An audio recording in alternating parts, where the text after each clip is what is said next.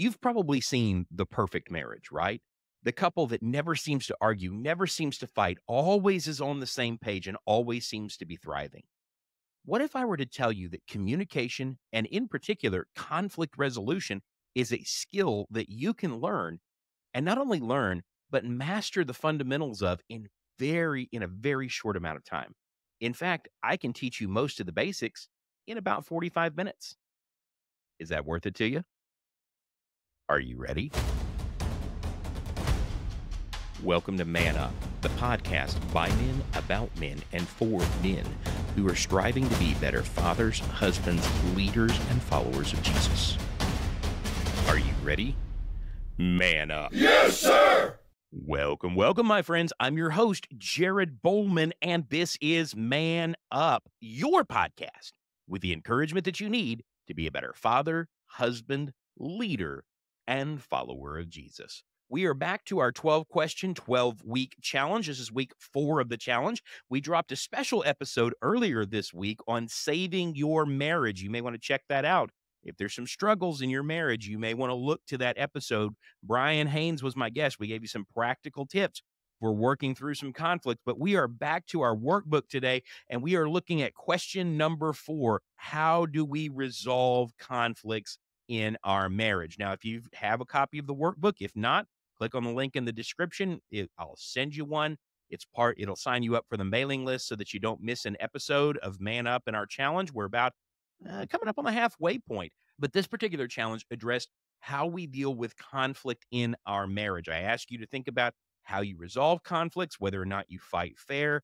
Do you value your wife when you're having a disagreement with her on a scale of 1 to 10? To rate yourself on how well you resolved conflict within the marriage. As I said in the introduction, conflict resolution is a skill. It's part of the communication skill. It's part of interpersonal communications. But the good thing about that is, just like any skill, there are going to be some people that are more natural at it than others, but everybody can grow.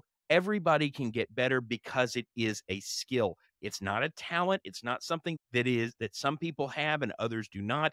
This is something that you can train yourself by training not only your behavior and your choice of words, but also training your thinking and your emotional intelligence. And if you give me about 45 minutes, I'm going to take you through some of the basics that I've learned in 25 years of being a preacher, 21 years of being a husband and father. I want you to share in the benefit of that knowledge. Now, when we are talking about conflict resolution, we are talking about a sensitive area when it comes to most marriages, that most of us do not like to deal with conflict. There are the odd exceptions. In fact, I am one of those odd exceptions, that I actually sort of thrive on conflict. I like to debate. I like to argue. I think it's fun, and I enjoy other people that like to debate and argue. It's probably why I have 2 podcasts and a YouTube channel. But that is not true of Mrs. Bowman. So when it comes to conflict and it comes to disagreement, I need to make sure that I'm relying not on instinct, but on a learned emotional intelligence. Part of conflict resolution and the emotional intelligence that we're talking about really does come down to knowing your spouse. It comes down to knowing your wife, going back to week 1 and thinking about the love languages. Do you know how she receives love? Do you know the things that are against her love language that might complicate the communication atmosphere? And it also goes back to the things that we've talked about many times, that hierarchy of needs. The further out of sync we are on those pyramids, the harder it's going to be to connect and to communicate and to resolve conflict. But that does not mean that there are not practical applications that can help us resolve and work through and get stronger and get better. But ultimately, conflict resolution is not about, and this is something we're going to touch on many times in this particular episode. Conflict resolution is not about winning arguments. And I think that's where most of us make the mistake. Most of us as men, younger men, I'm firmly in middle age now at 47, but as younger men, we tend to think about resolving conflict and winning arguments as the same thing. That we don't feel like we've resolved the conflict unless our point has been heard and the decision that we think is best has been made. And that really is not conflict resolution. Ultimately, conflict resolution is about creating space for 2 people to grow together. If you have 2 people, you're always going to have conflicts. That's just how it is. that you cannot have two people with two different opinions and two different ways of looking at life and two different sets of goals and dreams and hopes and fears and have perfect harmony. You just can't. That conflict is going to happen as long as there is more than one person. So it should not surprise us that conflict happens more and more frequently in marriage the less that we're communicating. And this really takes us back to the thing that we've been talking about every single week since even the week before we began this, as we were doing the prep work for the challenge, the CTI, communication, trust, and intimacy. Times of conflict either give us an opportunity to increase our communication, our trust, and our intimacy, or those are going to be times when we lose ground in communication, trust, and intimacy. Now, just like all the rest of the weeks, this is going to be a podcast, but it's going to be a little more like a workshop. So if you are on the video podcast, you're going to see the slideshow I'm going to put up. If you're listening to this audio, you're still going to get something out of it, but you may want to check out the slide deck. And if you are part of the Man Up Challenge, if you have clicked on that link, you've got the workbook, you're getting the emails, I'll send you a Google link to the slide deck next week so that you can have that and you can refresh. So if you listen to audio and you want to go back and do the video, you can. But let's get into it because today we are talking about conflict resolution. That's a great AI generated picture there, isn't it? I just absolutely love the work the AI did. It was very precise in what I asked it to do. But I think sometimes that's what our marriages feel like, that one of us is shouting, one of us is withdrawn into ourselves. And I'm telling you, neither the person speaking nor the person who is listening in this particular picture is hearing or communicating because there's a barrier. And that's why I love the fact that it put the black line in there, that there's a barrier between them. And that is the conflict. And that's the first thing I want you to know. Conflict is not the disagreement.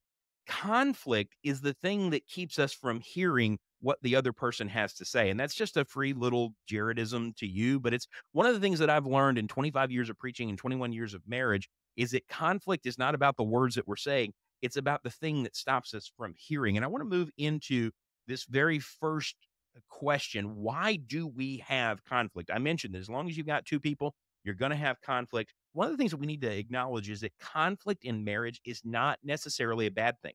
In fact, I'm even going to tell you it's a necessary thing at times because conflict can create space and opportunity to make significant changes. One of the things that we're going to talk about a little bit later, and I mentioned a couple of different quotes about this, is that conflict is a time of growth. That when we feel the most conflicted, when we feel the most torn, it is usually because we have reached a time where we need to grow. And in the space of our marriage, we're probably talking about in the areas of communication, trust, and intimacy that we need to grow, and yet we're resisting that growth. Now, it doesn't mean that the other partner is right. It doesn't mean that because you're feeling conflicted or there's conflict that your spouse is right, you need to grow. You both may need to grow or they may need to grow, but somebody needs to grow or else there wouldn't be conflict. Or we've been growing in opposite directions and not toward each other. That's one of the things that we talked about in that Marriage SOS episode. I'll put a link to it in the description of both the video and the audio version of that podcast, along with some books I'd like you to check out. You can find these on Amazon. I've got an affiliate link in there, but I'd like you to check out these books. Some of them are free on Kindle. Some of them are, if you have an Audible subscription, you can get the book absolutely free and then cancel the Audible subscription if you don't want it. But these are books that are worth checking out. Some of them I've read, some of them I've just sort of skimmed over. They're worth taking a look at and internalizing because it is a skill. I mean, when we were in baseball, did you play baseball? Maybe you were a football guy. Maybe you were like me and you were in the marching band. You went from baseball, realized you didn't quite have the skill set for that. You moved over to playing trumpet in the marching band. Whatever. If you've learned a skill before, then you know that it is valuable to pick up as many guidebooks on that skill as you can find. And when it comes to emotional skills, you want to be careful about the guidebooks that you trust. And so I like to vet these things before I put them out there. But we need to recognize that this is space for us to grow. Thirdly, there's a school of thought that says that all, and this goes to what I was saying, that all growth is a form of conflict between what you are and what you need to become. And that conflict, as I said in the introduction, will always arise in the course of human interaction. I liked this quote from Helen LaKelly Hunt. That's not Helen Hunt, the actress. This particular woman and her husband have a school of psychology where they focus on relationship psychology, and she's the author or co-author of a book called getting the love that you want. And I liked this quote. It fits alongside something that I've been saying for probably the last 15 years. And that is conflict is growth trying to happen.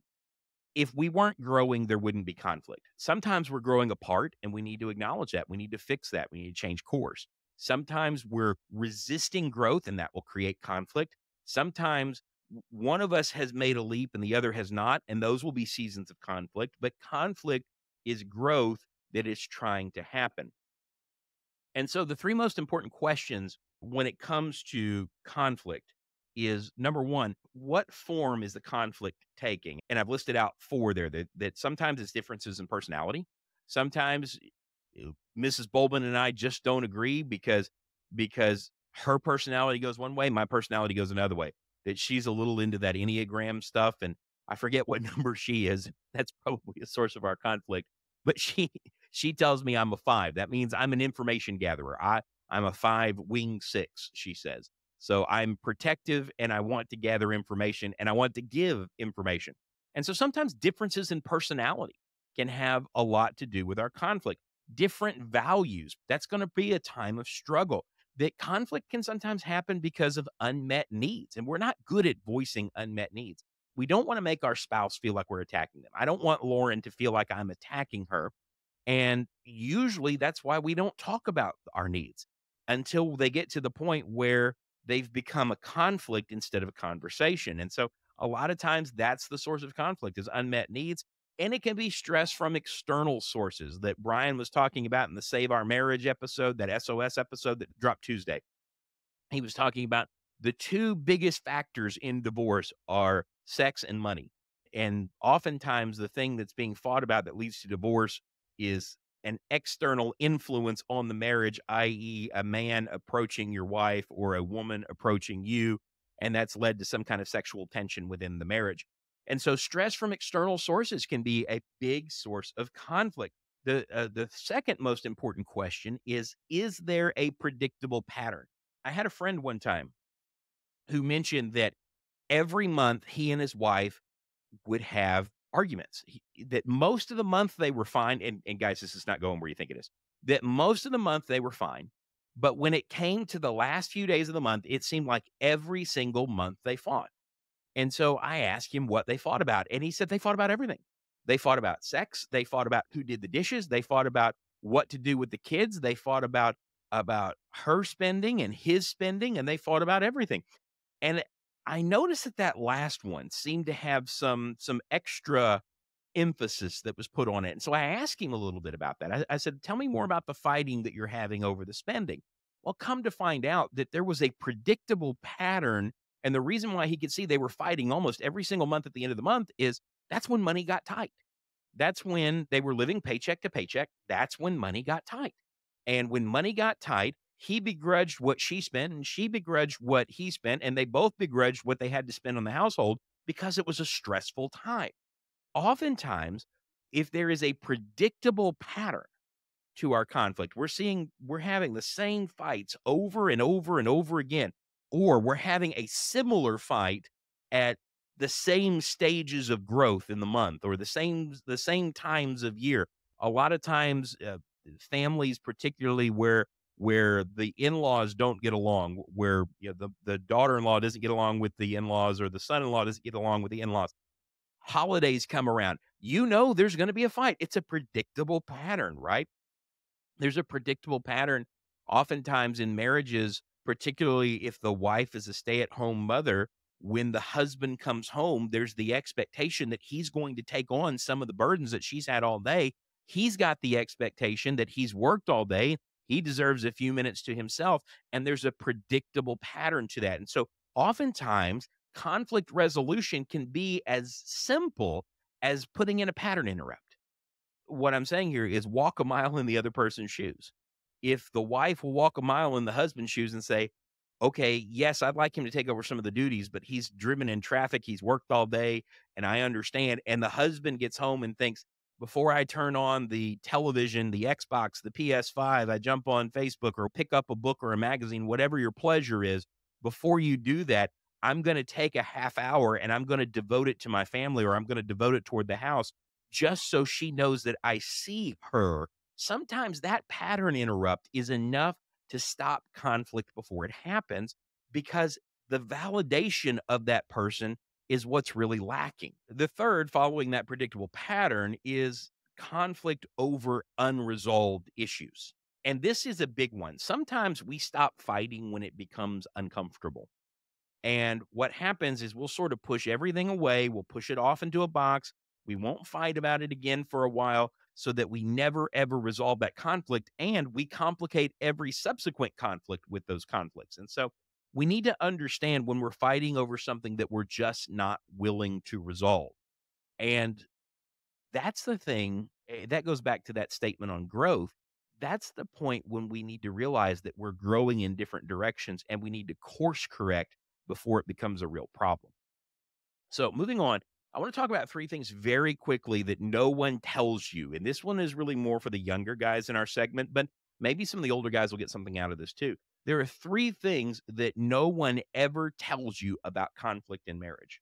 First of all, disagreements in your marriage are going to hit differently. What do I mean by that? What I mean by that is, unlike disagreements that you had with your friends where you went home at night and then you sort of forgot about them the next day, and unlike disagreements you used to have with your parents when you could go off into your room, but you knew no matter how much you disagreed, there's literally a law that says they have to love you. At least that's true for most of us. When it's your spouse, it's going to hit differently. It's going to hit differently in several ways. Number one, it's going to hit differently because you're going to feel a betrayal because for some reason you believe, and this is true of most men that I know and most women that I know, but for some reason you believe that this person is supposed to agree with you on everything. You're going to have a hard time not feeling betrayal when you and your spouse disagree. When you and your wife disagree, it's going to feel different because there's not a safe space that you can run to. Yes, I know the old adage of the man's going to sleep on the couch and whatnot, but there's not a safe space to run to. That you're in this, you are connected to this person. There is not a safe space that you can just go off and cool off. It's gonna hit differently because the minute you start raising the conflicts and the issues and the frustrations and the anger that you have in marriage, you're going to feel a disconnect with that person. This is a point in marriage, and this is something I see all the time in the men's groups online. Men will get on there and they'll post it anonymously. Here's everything that my wife does that's wrong. It's making me so mad. I'm just so angry at her and I just needed to voice it. Getting that out there to people who are not part of your marriage is about the most toxic thing that you can do, and it is a weakness that can be exploited.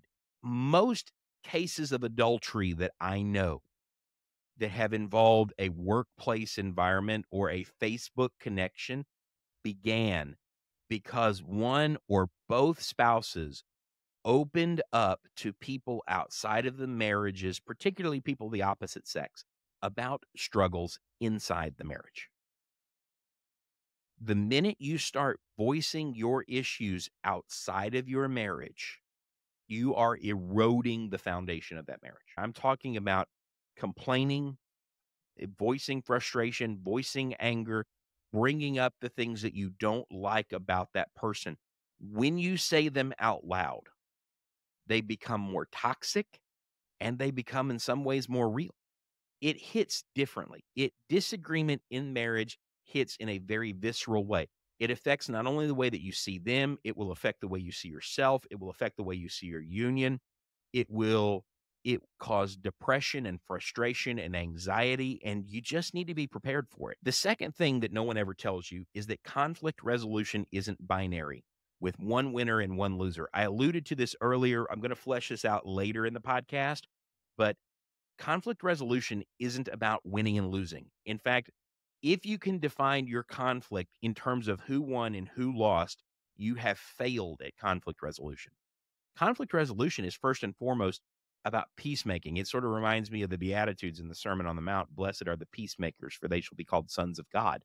That conflict resolution is ultimately about creating peace. Now, it's creating peace through resolution, and whether or not you get the resolution you want may affect how you feel about that peace to some degree, but it's not about winning or losing. And thirdly, most conflict is about validation. not about right or wrong. And I know this from 21 years of marriage that there have been many, many, many times when Lauren and I have argued over something where I thought we were arguing about right or wrong. And what she was arguing about was seeing versus not seeing. Did I see her? Did I hear her? Not did I think the path that she was choosing was right or wrong, or was I indifferent to it?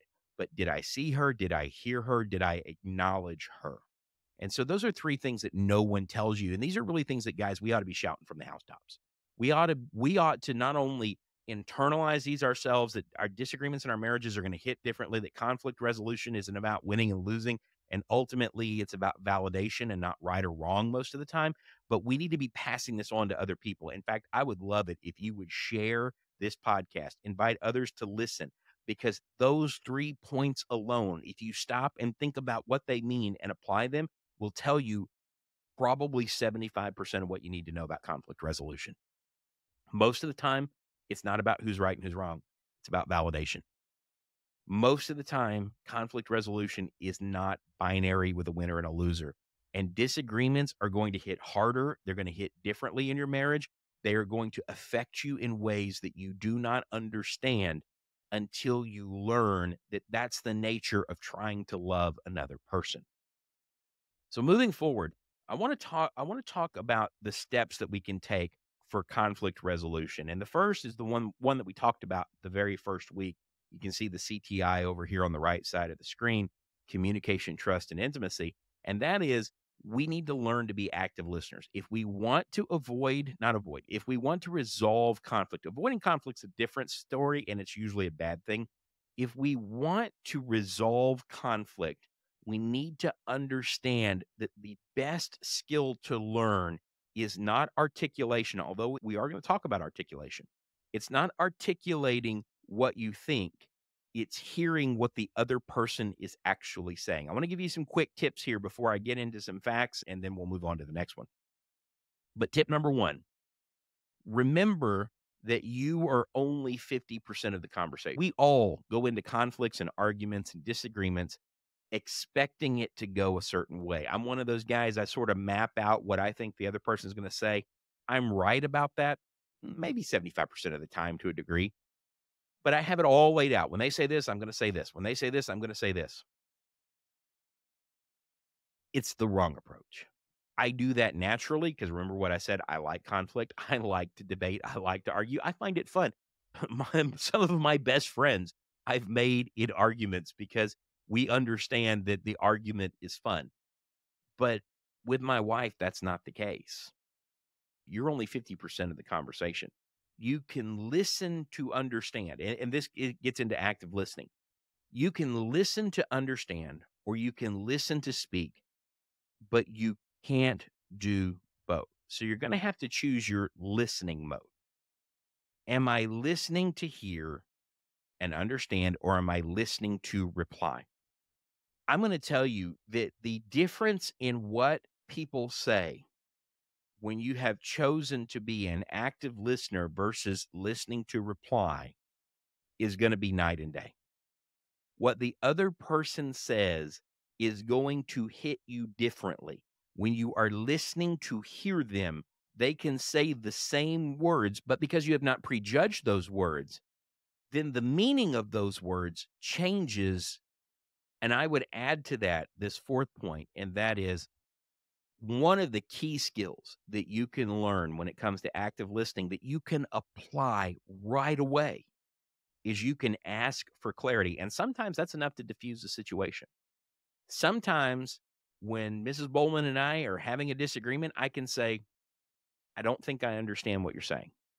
Or she can say, I don't think I understand what you mean. And then be quiet and let the other person express it. And do you know, sometimes that's all it takes. Sometimes what we thought we were disagreeing over or what she thought I was disagreeing with her about, there was no disagreement there at all.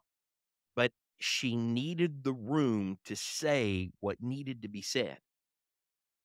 And what she was telling me, and this gets to the trust and the intimacy part of CTI, what she was telling me by being upset about it was she didn't feel like she had the room to say it. And so asking for clarity, allowing them to speak, and then asking, could you explain that to me a little bit differently? Because I don't know that I understand that. And let them say it again. That can be enough to diffuse a situation. You may not have any input at all, or you may have a totally different input than you would have had you not taken the time to hear it again.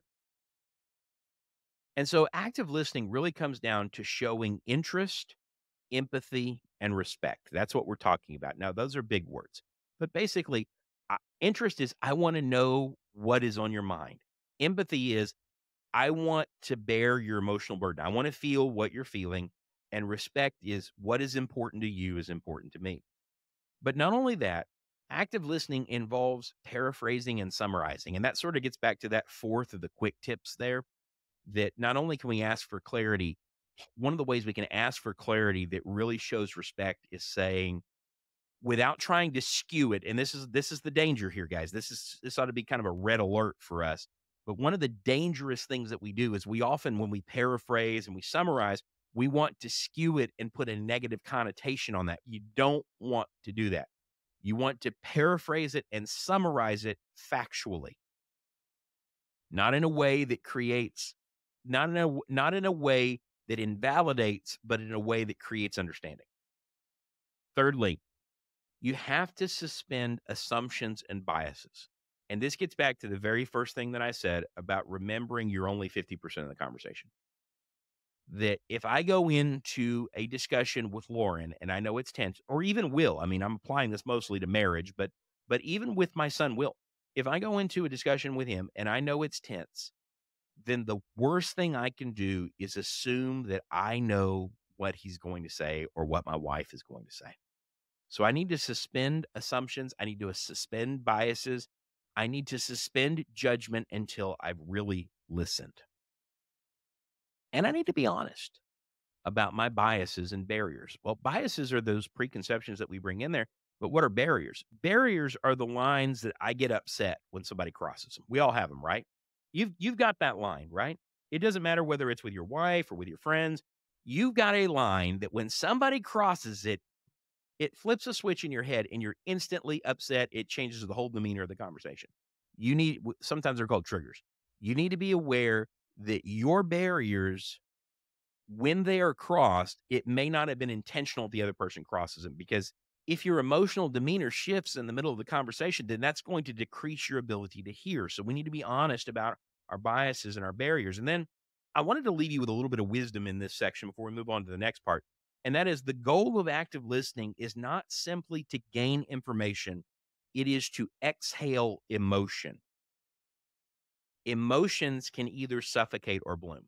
That's something that I've learned over 21 years, 25 years of being an evangelist and a minister and working with people with their marriages, is that emotions will either suffocate or bloom. And many times, active listening is not about gaining information. It is about giving space for emotion to come out, because sometimes the conflict is simply about finding space to say what needs to be said. It's not about a reply. It's not about a rebuttal. It's not about anger or frustration or anything. It is the mental process of giving birth to an emotional response. Now, you know this already. And I know that you know this already if you're a married man. If you have ever been in an argument and it has resolved and you have instantly felt an attraction to your wife and she to you, and you have the classic, what is called makeup sex, you have experienced this. And that emotional bond in that moment is showing you that what came out of her or you in the space of that conversation was taking up the room that belonged to intimacy. That is a big point. That's worth money right there. I should be charging for this. I really should. That's at least worth sharing this with your buddy. You could save somebody's marriage with that piece of information alone. That giving space for emotions to come out, to be expressed, that emotion oftentimes is taking the space of intimacy. One of the reasons why sex and the frequency with which we have sex is fought over so many times in marriages is because we don't have the emotional conversations. We don't clear that deck. And so there is some issue that is taking the headspace where intimacy belongs. And that's why when it comes out, you have this emotional, instantaneous connection that needs to be resolved because all of a sudden intimacy can breathe. Now, that's not why you do it. You do it because this is the way God wants you to treat your spouse. This is living with your wife in an understanding way. But the benefit to you is that oftentimes that emotional burden was taking up the space that belonged to intimacy. And that is a huge, huge factor in your marriage. The next thing that we have to do in order to manage conflict and really find that resolution is we have to learn to control the inner monologue. In fact, I should have retitled this screen Controlling the Inner Monologue. But instead, I called it Controlling Anxiety and Emotion. And here's some quick tips for you. These are the same things that you would learn in any time you're learning a new skill, right? But you're struggling, you're embarrassed, you're not very good at it, you feel the jitters. What do they tell you to do? Maybe it's your first time coming off the bench into the game. Maybe it's your first marching band performance under the Friday night lights. Maybe it's your first chess match. Who knows? What do they tell you to do? Deep breathe, right? Take a breath. I'm going to tell you something. 21 years of marriage. One thing I have learned the value of is breathing before I speak. I don't want to stammer. I don't want to stutter. I don't want to express the thing that I'm not really thinking that I think will get me out of the uncomfortable situation that I'm in. And I don't want to attack. I want to resolve the conflict. I want to resolve the conflict. You want to resolve the conflict, or else you wouldn't be listening to this podcast. But number two is we need to take time to collect and reflect. Now, what am I talking about collecting and reflecting? I'm not just talking about collecting your own thoughts. I'm talking about, particularly if you're the second person to speak, collect what they have said. Consider, weigh, and reflect back to them something that says, I have heard, I have understood, and I am replying. That's going to control your emotional level and your anxiety. I'm going to suggest this one, and this really goes along with the third thing that we're going to talk about, but it also works here. Never assume they know. You have an inner monologue, and what they are doing is affecting you. But the biggest mistake that most men make in any conflict is we assume that that other person knows, that they did this intentionally. Never, ever, ever assume that they know.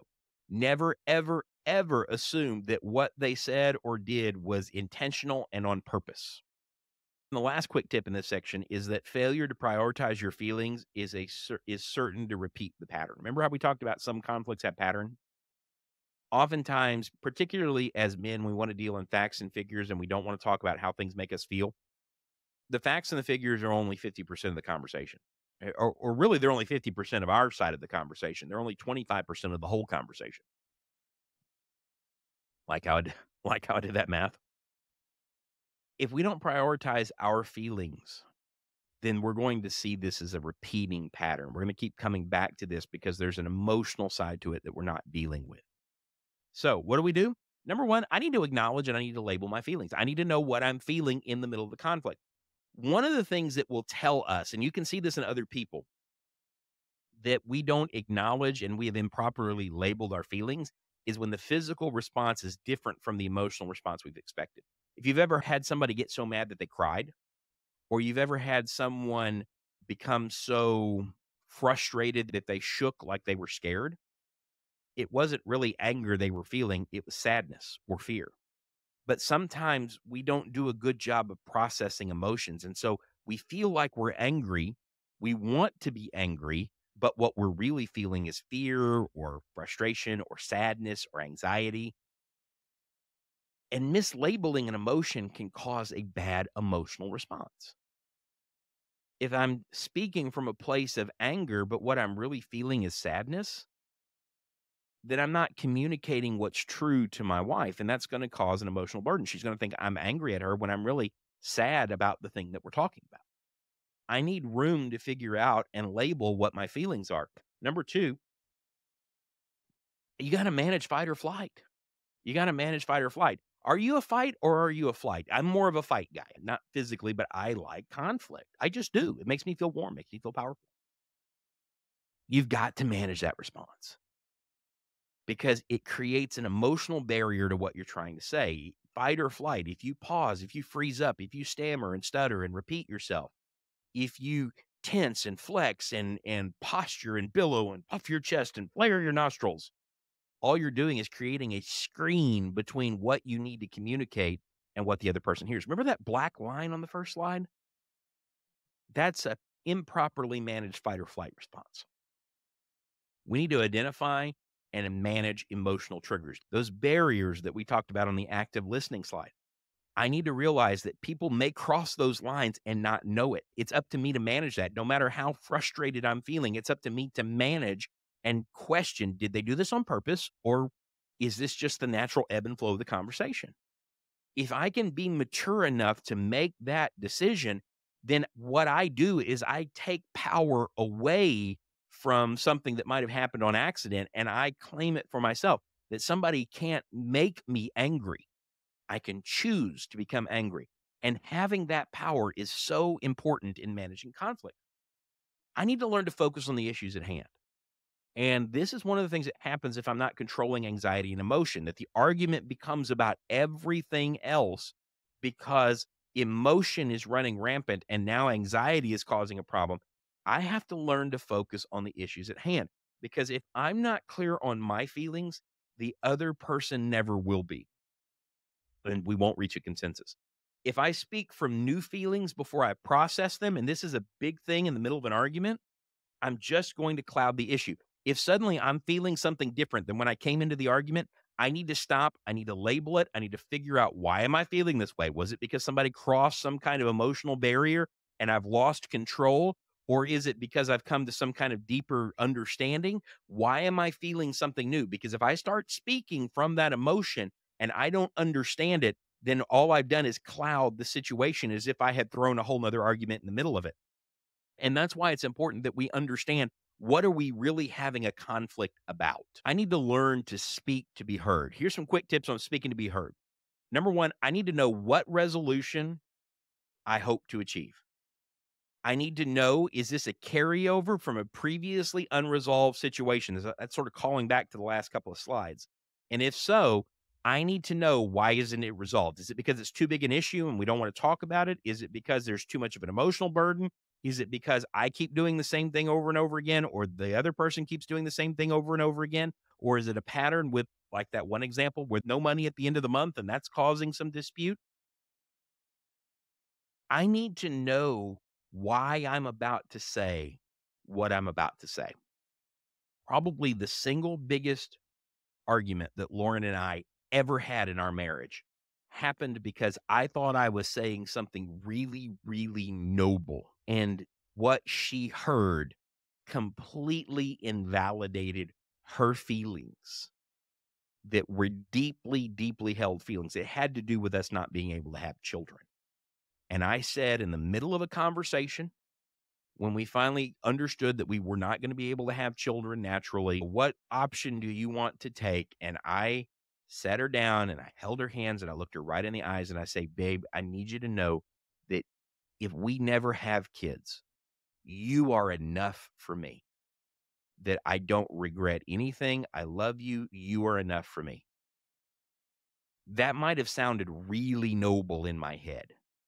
To her, in the middle of processing that she's not going to be a mother and maybe never will, it was the most cold and callous thing I could say, because I took her pain and I made it about me and then tried to reflect a nobility back to her that was supposed to lift her up. And it was honestly the biggest conflict that she and I ever had. And it is one of those things that you just have to learn from. But what I've learned is If I don't know why I'm saying what I'm about to say, or if I do, and it's about me and not her, or me and not the conflict, or me and not about the thing that I've brought to the table that is the conflict, then I shouldn't say it. I need to define what the most important issue is. And when I speak, I need to speak and use clear, decisive I language. One of the things that we default to is you language. You did this, you did that, you always use I language. Talk about what you know and not about what you perceive the other person doing. And we need to use SVO statements. This gets back to interpersonal communication. But interpersonal communications teaches the basis of conversation is subject, verb, object. This does this. If you cannot define the subject, the verb, and the object that you're about to speak, then what you're about to say, number one, you don't understand. And number two, it's going to be way too complicated. Don't complicate something simple. This does this. If you can't get that clear in your head, then what you're about to say is not going to clear the argument in any kind of way. All right. Identify your why. This gets back to something we talked about 2 weeks ago, the Simon Sinek book, Start With Why. I'll put a link to it in the description. I think it's a great book. I think you should read it multiple times a year, actually. But do you know why you're having this conflict? What is it really about? Remember that analogy in week one we talked about? It's not about the nail, that old commercial with the nail sticking out of the woman's forehead, and the husband keeps trying to pull it, and she keeps telling him it's not about the nail. And to the guy that sees this commercial, I go, that's about the nail. My wife says it's not about the nail. It's about how the nail makes her feel. That the nail represents all the things that she needs him to know that he just wants to take away rather than letting her voice them. And, both are right. There's two sides to this. And so if I don't know why we're having this conversation, then I either don't know why I'm talking or I haven't listened long enough. I need to say what needs to be said to bring about a peaceful resolution, not to stop the argument and put it away for later, but what can I say to bring about a peaceful resolution? And think about those I statements, that decisive language, that SVO, making sure we're not complicating things with new emotions like we talked about on the last slide, or old arguments, really working on calming that anxiety and that fear. I need to know the difference between conflict and debate. That's a big one for me. Sometimes I just like to argue. I've told you that before and many times in this podcast. But I need to know the difference between conflict and debate. There is no reason to turn conflict into debate because that is not how conflict is won. I need to consider what I need to say in light of what I've heard. And that's part of speaking to be heard. That does something that she has said change what I was going to say? That means you can't prescript and pre-plan as much as we might like to, as much as we might think we're able to. Oftentimes what we're doing is we're just setting ourselves up for failure. I need to consider what I need to say in light of what I've heard, because sometimes growing and winning are incompatible. Sometimes I'm going to have to choose between growing together with my wife and winning an argument. It doesn't mean that my way is always wrong or I've always got to defer. Sometimes my way is right. It goes back to identifying, okay, what kind of conflict is this? Maybe this is about some very real things that have some very real merit. But any outcome where there is a winner and a loser means that we both lost. And that's true of really any argument, but it's really true of conflict in marriage. You both lost. So I want to summarize this by saying the most important question to answer is, why are we having the conflict? I want to separate the emotions and make them two different conversations if I can. Facts and emotions. I want to deal with both of them, but I don't want to keep jumping from one to the other because that's going to complicate the discussion process. That's going to complicate the flow of information and the opportunity to hear. Say what needs to be said in the simplest way possible. That if you can't say it to yourself and understand it, that you're not going to be able to say it to the other person and understand it. And winning at any cost is losing every single time. All right, so that's conflict resolution. That's question number 4. How'd you do? How'd you score on that 1 to 10 question at the end? Remember, anything below a 7 needs work, and anything 7 or below needs work, and anything 5 or below needs your urgent attention. But how did you do? How did you rate yourself on that? And after going through this week's challenges, are you improving? be looking for the email Tuesday, Wednesday of next week for next week's challenges. And we're going to be dealing with question number 5, and how do we receive criticism? I know that's a big one for me. It's probably a big one for you too. Check out the links in the description. Be sure to share this and bless somebody else with this if you think it will help their life and their marriage to get it back on track. And until I talk to you next week, have a good day. God bless, and man up.